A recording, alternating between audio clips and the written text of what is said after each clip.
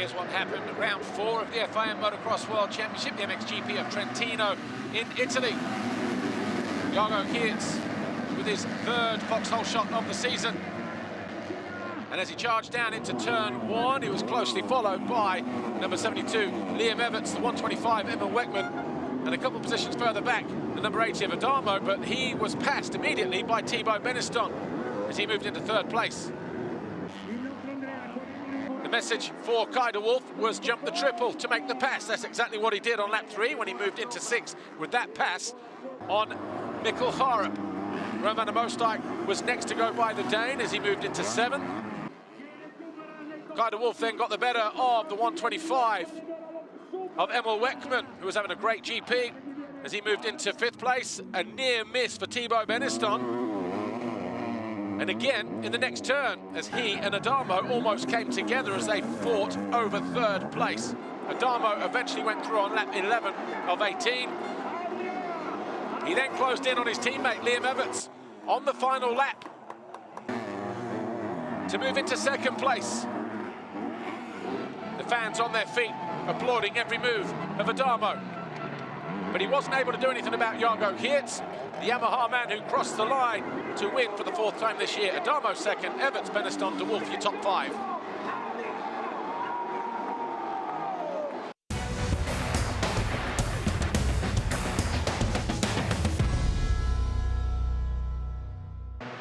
MX2 race 2, carnage down the start straight. If you look down the middle, Harup, one of the guys going down, middle of the gate. Tondel, Elsinger at the back there as well. But it was Langenfelder, Simon Langenfelder, who grabbed his 1st foxhole shot of the season. Thibaut Beniston emerged 2nd, Liam Everts 3rd, Adamo 4th, as they hit the uphill triple. Kai de Wolf in about 5th place.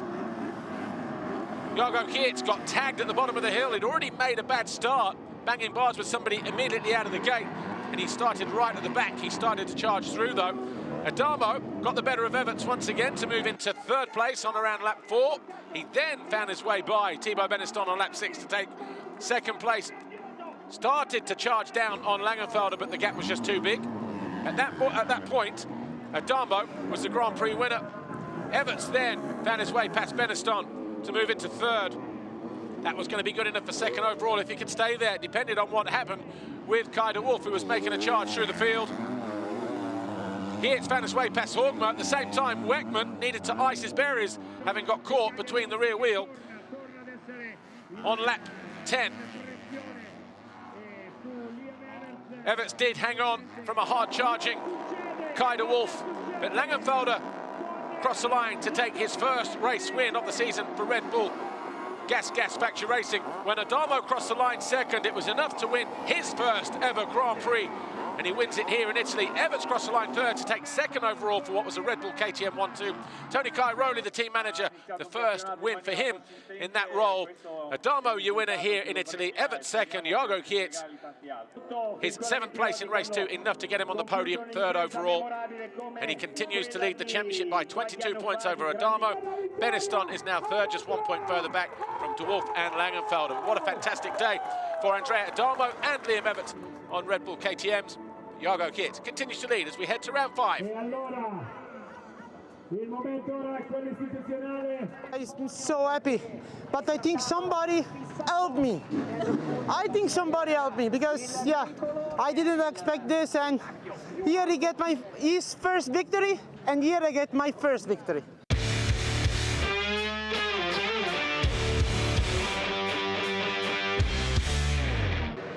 MXGP race 1, Jorge Prado with his 4th foxhole shot, but behind him, Jeffrey Hurlings, Roman Fevre, Brent Van Donnick, Jeremy Seawer all went down in a 1st turn pileup along with another couple of riders.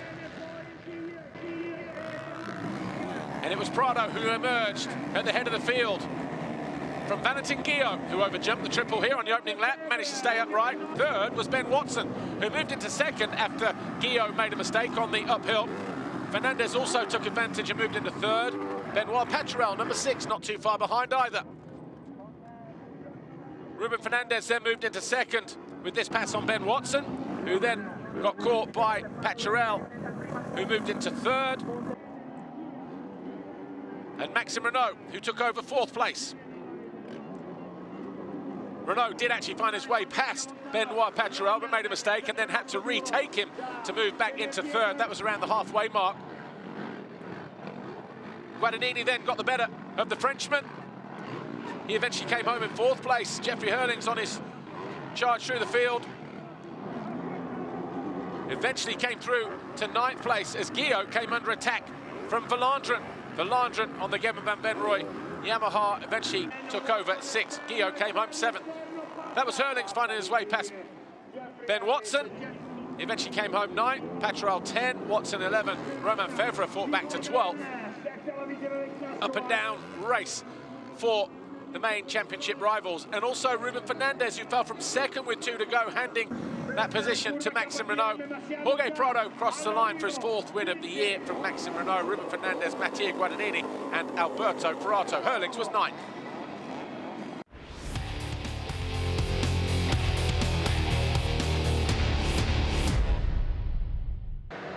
MXGP Race 2. Once again, Jorge Prado with his 5th Vauxhall shot. Romain Fevre thought he had it, but it was the Spaniard who swept around the outside. Hurlings just getting hung up on the bank on the inside there. Emerged in around about 10th place through the first couple of corners. Renault was 3rd behind Fevre. Guillaume once again in the mix in 4th place. He then slipped a gear, lost a couple of positions to Fernandez and Van Donnick. Siwa also would go through. The battle for second heated up early on. Fevre, though, lost out to Maxime Renault. Brent Van Donnick and Valentin Guillaume fought over 5th place early on. Guillaume getting the better there. Then Hurlings found his mojo, carved his way up the inside of Ruben Fernandez to take 4th. He stayed there for 2 laps. Fernandez then fell, eventually down to 7th. That's where he would finish because he got caught and passed by Siwa and Koldenhoff as he tried to recover. Hurlings wasn't done yet either. He then closed down after passing Romain Fevre, the Yamaha of Maxime Renault and the Gas of Prado. 2 passes in a couple of corners, and all of a sudden Hurlings was the new race leader on lap 11. From there he established himself and never looked back. The first time he led since the last race of the year in 2021 when he claimed his 5th title. Maxime Renault got the better of Prado to move in a second, but it's win for Jeffrey Hurlings, his 1st of the season on the Red Bull KTM. 2nd for Maxime Renault. Jorge Prado crossed the line 3rd to take his 1st Grand Prix victory in about a year. His last was Portugal 2022, round 4. A win and a 3rd for Jorge Prado earns him his 37th career victory, ties himself now with the legendary Torsten Hallmann. Maxime Renault 2 seconds, back-to-back podiums for him, and 3rd for Hurlings with a 9-1, his 3rd podium this year. Prado now has a 17-point lead over Renault. Hurlings 9 behind him, likewise for Fevre with Fernandez 5th. But that was your podium here today. Prado, Renault and Hurlings. A tough weekend. I never really found the flow on track, but I got it done in Moto 1. Second Moto, I thought I could have it, but I was making some trouble and in some places, and just when Jeffrey passed me, Renault too, so I wanted to bounce back to Renault, but I just couldn't. So no, super happy with this victory.